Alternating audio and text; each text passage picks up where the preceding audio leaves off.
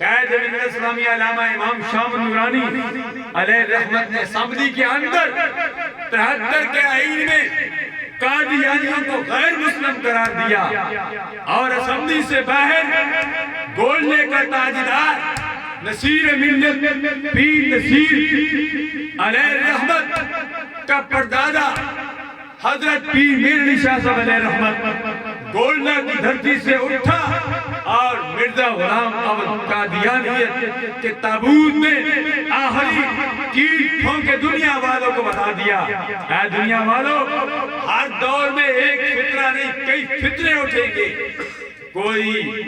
غمدیت کی صورت میں آئے گا،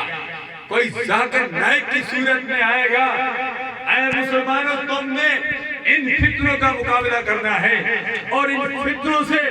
اپنے آپ کو بچانا ہے۔ موجودہ دور